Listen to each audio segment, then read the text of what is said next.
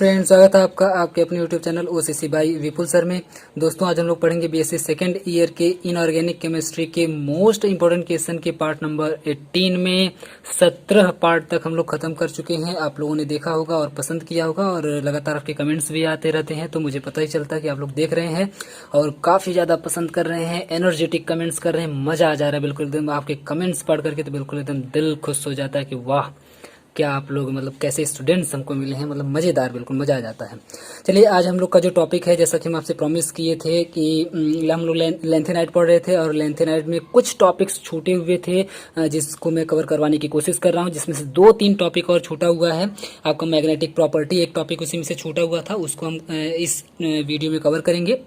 आगे आने वाले 2-3 वीडियो में भी जो बाकी के एक दो और टॉपिक बचे हुए, जैसे लेंथेनाइड कॉन्ट्रैक्शन हो गया, नेक्स्ट वीडियो में हम लोग पढ़ेंगे। और उसके नेक्स्ट वीडियो में हम लोग पढ़ेंगे आयन एक्सचेंज मेथड, जो कि आपका लेंथेनाइड से ही है। ठीक है, तो वहां पर जाकर के आपका पूरा का पूरा लगभग लेंथेनाइड जो है वो खत्म हो जाएगा, जहां से क्वेश्चंस बनते हैं लगातार आपके एग्जाम में लेंथेनाइड से। ठीक है, तो पूरा लेंथेनाइड लगभग वहां पे आपका खत्म हो जाएगा। अभी फिलहाल हम लोग पढ़ लेते हैं मैग्नेटिक प्रॉपर्टी को। मैग्नेटिक प्रॉपर्टी ऑफ लेंथेनॉइड, ये आपसे पूछा जाता है, ये अलग से नहीं पूछता है। ये अक्सर आप देखेंगे बी वाले सेक्शन में या फिर सी वाले सेक्शन में पूछता है, तो उसमें कई चीज़ दे देगा आपको। जैसे बोल देगा कि magnetic property of lanthanoid, catalytic property of lanthanoid, oxidation state of lanthanoid. तो इस तरीके से करके 3-4 प्रॉपर्टी आपको लिखने के लिए इलेक्ट्रॉनिक कॉन्फिगरेशन दे देगा। ठीक है, तो 3-4 चीज़ें करके उसमें दे देगा, तब जाकर के पूरा एक लंबा सा क्वेश्चन बनाएगा, जिसको आपको 2-3 पार्ट सबके सब आप करेंगे। और सब कुछ छोटा छोटा लिखना रहता है, बहुत लंबा अगर आप लोग लिखेंगे तो बहुत लंबा आंसर बन जाएगा, जबकि उतना आपको लिखना नहीं होता है और आपको नंबर उससे कम ही मिलेंगे। तो क्या फायदा है, उतना ही लिखिए जितने में आपका काम भी चल जाए और आपका नंबर भी आराम से पूरा का पूरा मिल जाए। बस इतना आपको करना है। तो बहुत ही छोटा छोटा इसको पढ़ना है और अच्छे तरीके से तैयार करके जाना है। और जब पूछेगा तो ऐसे ही हेडिंग डाल करके पॉइंट बाय पॉइंट आप लोग लिख देंगे, एक भी नंबर आपका नहीं कटेगा। ठीक है, अब आते हैं मैग्नेटिक प्रॉपर्टी ऑफ लेंथेनॉइड क्या है, लेंथेनॉइड की मैग्नेटिक प्रॉपर्टी क्या होती है, क्यों इसको पूछा जाता है, उसके बारे में देखते हैं। इससे क्वेश्चंस किस तरीके से बनते हैं वो आपको दिखा चुके हैं पहले ही, तो क्वेश्चन हम यहाँ पे नहीं दिखाएंगे, सीधे हम आते हैं आंसर पर।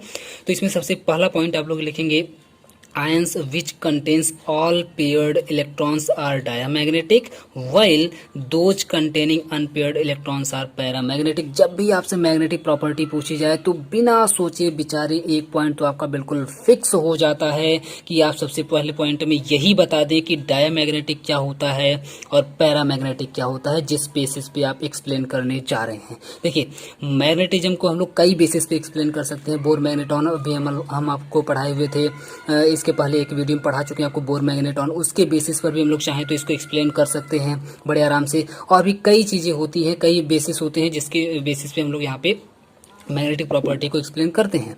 लेकिन एक सबसे बढ़िया जो होता है आपका एक्सप्लेन करने का तरीका, वो ये होता है कि आप ये बता दें पेयर्ड और अनपेयर्ड इलेक्ट्रॉन के बेसिस पे, पेयर्ड और अनपेयर्ड इलेक्ट्रॉन के बेसिस पर। ठीक है, तो ये पॉइंट आपके लिए बहुत इंपॉर्टेंट हो जाता है। सबसे पहला पॉइंट आप लोग यही लिख लीजिए, हमेशा लिख दिया करिए कि ions which contains all paired electrons, जिसके पास सबके सब पेयर्ड इलेक्ट्रॉन होंगे उनको हम लोग डायमैग्नेटिक बोलेंगे।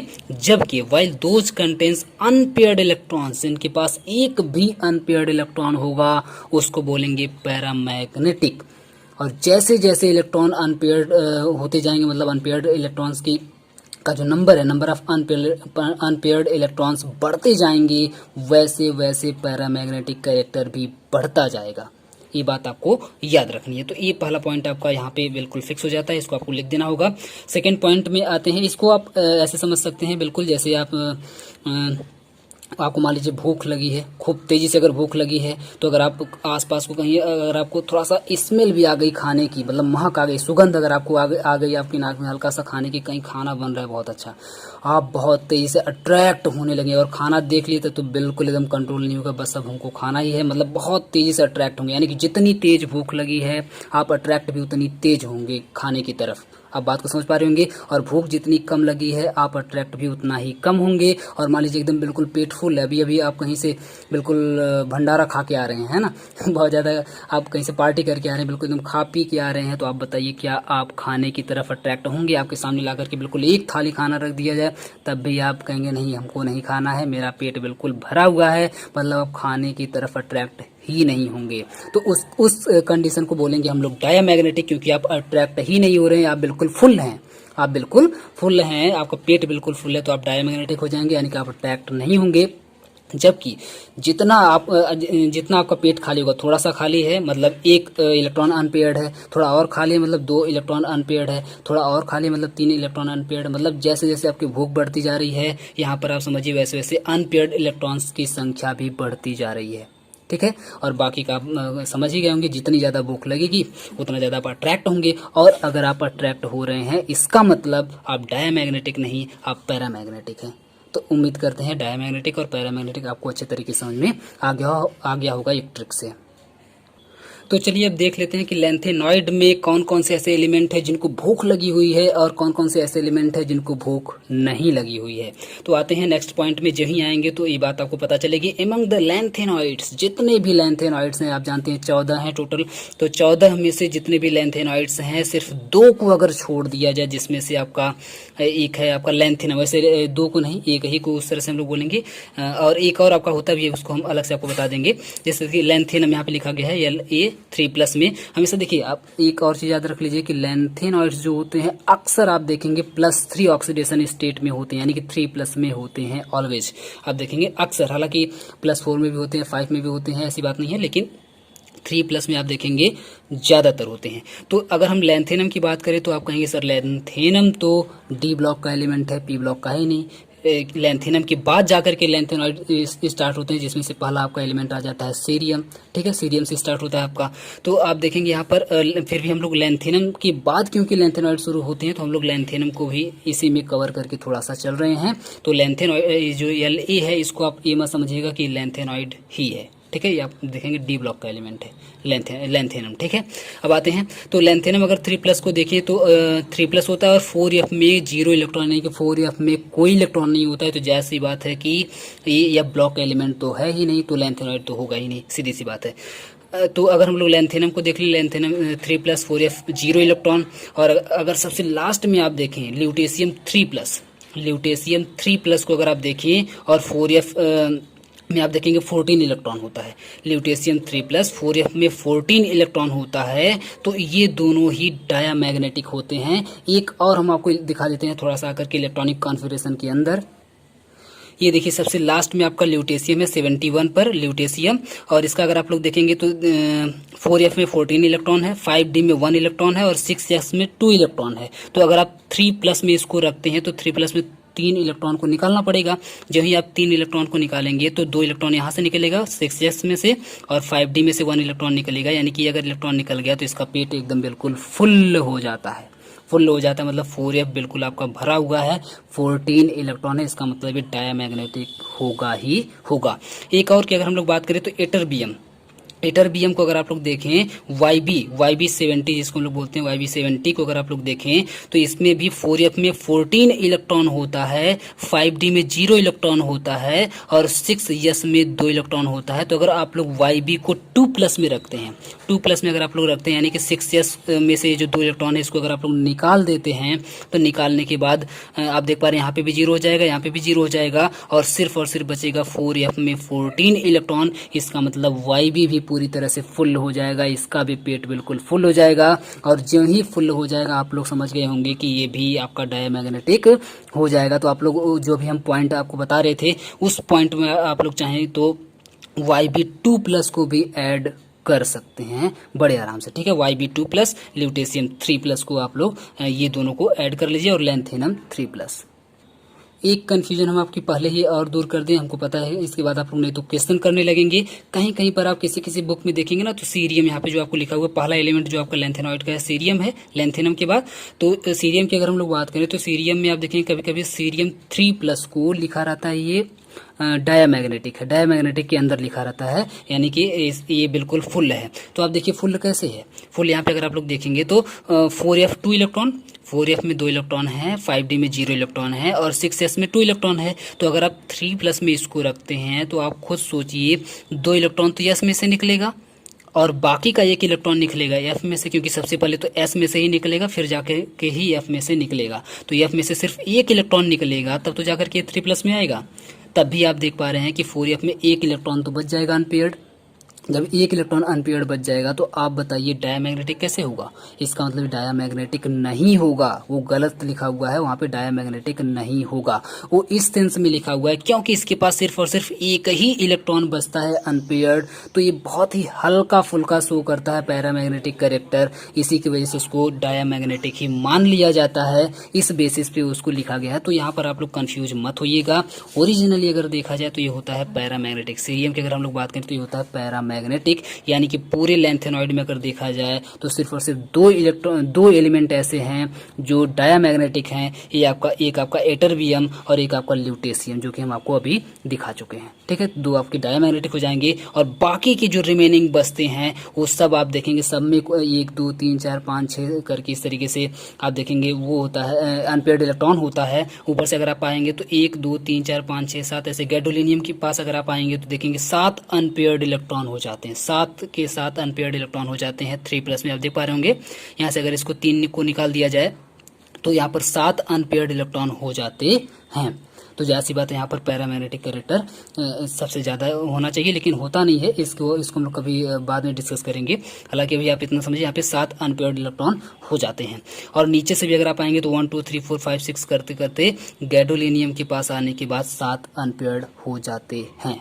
यानी कि अनपेयर्ड इलेक्ट्रॉन्स की संख्या की अगर हम लोग बात करें तो ऊपर से 1 यहाँ से 1 2 3 4 5 6 करते हुए यहाँ पर आकर के गैडोलिनियम के पास 7 हो जाता है। और नीचे से भी वैसे 1 2 0 1 2 3 4 5 6 करते करते यहाँ पर आने के बाद गैडोलिनियम के पास 7 हो जाता है। आप लोग बुक वगैरह में देखिएगा, आपको समझ में आ जाएगा। बस ये सब आपको थोड़ा सा अलग से हम समझाने की कोशिश कर रहे हैं, तो इसको आप बहुत ज़्यादा सीरियस मत लीजिएगा। ये सब आपको लिखना भी नहीं है, बस ये सब समझने के लिए हम आपको बता रहे हैं। तो पूरे लैंथेनॉइड में सिर्फ दो ऐसे एलिमेंट हैं जो आप देख पा रहे हैं कि 4f14 में है या फिर 4f0 में होना चाहिए। अगर आप सीरियम को 4+ में लें, सीरियम को अगर आप लोग 4+ में लेंगे तो आप देख पा रहे हैं 2 इलेक्ट्रॉन यहाँ से और 2 इलेक्ट्रॉन यहाँ से निकल जाएगा, तो ये 4f0 में आ जाएगा। और जो ही 4f0 में आ जाएगा तो ये भी आपका डायामैग्नेटिक हो जाएगा। तो सीरियम जब भी आपको 4+ में दिखे तब आपका डायामैग्नेटिक होगा, नहीं तो 3+ में नहीं होगा। ठीक है, ये हम आपको अभी क्लियर कर दे रहे हैं। तो इस तरीके से आप लोग यहाँ पे समझ चुके हैं। तो अभी तक जो हम आपको बताएं वो सिर्फ समझाने के लिए अलग से आपको हम बताए हैं। बाकी आपको लिखना क्या है, जो पॉइंट्स हम यहाँ पे आपको दिखा रहे हैं एग्जाम में सिर्फ वही लिख करके आने, उससे एक्स्ट्रा कुछ भी नहीं लिखना है। उससे एक्स्ट्रा सिर्फ समझना था जो हम आपको समझा दिए हैं। ठीक है, तो आप लिखेंगे सीधे सीधे एमंग द लैंथेनॉइड्स, जितने भी लैंथेनॉइड्स होते हैं सभी लैंथेनॉइड के अंदर आप देखेंगे लैंथेनम 3+, इसको भी आप लोग मेंशन कर दीजिएगा, भले ही लैंथेनॉइड ये नहीं है फिर भी। तो lanthanum 3+ 4f0 and lutetium 3+ 4f14 are diamagnetic. सीधे सीधे इसको निकाल करके रखा जा रहा है कि डायामैग्नेटिक है। रिमेनिंग नेक्स्ट पॉइंट में आप लोग लिखिएगा रिमेनिंग ऑल ट्राईवैलेंट, या टी लिखा हुआ है, एफ नहीं है टी है। ठीक है, तो रिमेनिंग ट्राईवैलेंट यानी कि +3 ऑक्सीडेशन स्टेट में lanthanoids ions are paramagnetic due to unpaired electron. जैसा कि अभी हम आपको समझा चुके हैं कि बाकी के जो एलिमेंट्स बचते हैं और ट्राईवैलेंट में +3 के भी यहाँ पे बात हो रही है, तो +3 वाले जितने भी बाकी के एलिमेंट्स बचते हैं वो सब के सब आप देखेंगे अनपेयर्ड इलेक्ट्रॉन्स के पास होता है, जिसकी वजह से पैरामैग्नेटिक कैरेक्टर शो करते हैं। +3 में सिर्फ और सिर्फ आप देखेंगे सिर्फ एक ही, अगर लैंथेनॉइड की बात करिए तो +3 में सिर्फ एक ही आपका डायामैग्नेटिक होता है, एक ही आपका लैंथेनम होता है जो कि D ब्लॉक का होता है। बाकी सब के सब उसमें पैरामैग्नेटिक होते हैं, डायामैग्नेटिक नहीं होते हैं। अब यहाँ पे +3 वाले की बात करी जा रही थी। +4 में करेंगे तो आपका सीरियम भी हो जाएगा, +2 में करेंगे तो आपका एटरबियम भी हो जाएगा। कैसे होगा अभी हम आपको दिखा चुके हैं। अभी यहाँ पे +3 की बात हो रही थी। अब आते हैं नेक्स्ट पॉइंट में, आप लोग क्या लिखेंगे, तो नेक्स्ट पॉइंट में आप लिख देंगे the lanthanide ions other than the F0 type and F14 type are all paramagnetic in nature। अगर आप ये पॉइंट लिख देते हैं तो आपका पूरा का पूरा लैंथेनॉइड यहीं पर समाप्त हो जाता है। कैसे, आपको क्या लिखना है कि जितने भी लैंथेनॉइड्स हैं उसमें से F0 टाइप वाले, यानी कि F के पास जिसमें एक भी इलेक्ट्रॉन नहीं हो, 0 हो, या फिर F14 टाइप वाले जितने भी एलिमेंट होंगे चाहे वो किसी भी ऑक्सीडेशन स्टेट में क्यों ना हो, वो सब के सब, सॉरी यहाँ पे आप लिख लीजिएगा डायामैग्नेटिक, यहाँ पे हम पैरामैग्नेटिक लिख दिए हैं, यहाँ पे आप डायामैग्नेटिक कर दीजिएगा। डायामैग्नेटिक यहाँ पर होंगे, डायामैग्नेटिक इन नेचर होंगे। क्लियर है? तो एक बार मैं फिर से आपको समझा दूं कि पूरे लैंथेनॉइड में F0 टाइप यानी कि F में कोई इलेक्ट्रॉन नहीं एंड F14 यानी कि F पूरी तरह से भरा हुआ हो, ये दोनों कॉन्फ़िगरेशन जिसके पास होगा वो सब के सब डायामैग्नेटिक इन नेचर होंगे, चाहे वो किसी भी ऑक्सीडेशन स्टेट में क्यों ना हो। ठीक है, तो ये पॉइंट आप लोग लिख दीजिएगा। और एक लास्ट पॉइंट इसमें आप लोग लिख देंगे तो आप कहीं पे आंसर कंप्लीट हो जाएगा। Lanthanoids have very high magnetic susceptibilities, है ना। लैंथेनॉइड्स के पास बहुत ही ज़्यादा हाई मैग्नेटिक ससेप्टिबिलिटी होती है, क्यों? Due to their large number of unpaired of F electron, यानी कि एफ ब्लॉक में एफ सबसेल में आप देखेंगे एफ ऑर्बिटल्स में ढेर सारे इलेक्ट्रॉन्स होते हैं, इलेक्ट्रॉन्स नंबर ऑफ इलेक्ट्रॉन्स बढ़ते जाते हैं, इंक्रीज करते जाते हैं, जिसकी वजह से लैंथेनॉइड्स की मैग्नेटिक ससेप्टिबिलिटी भी बढ़ती जाती है।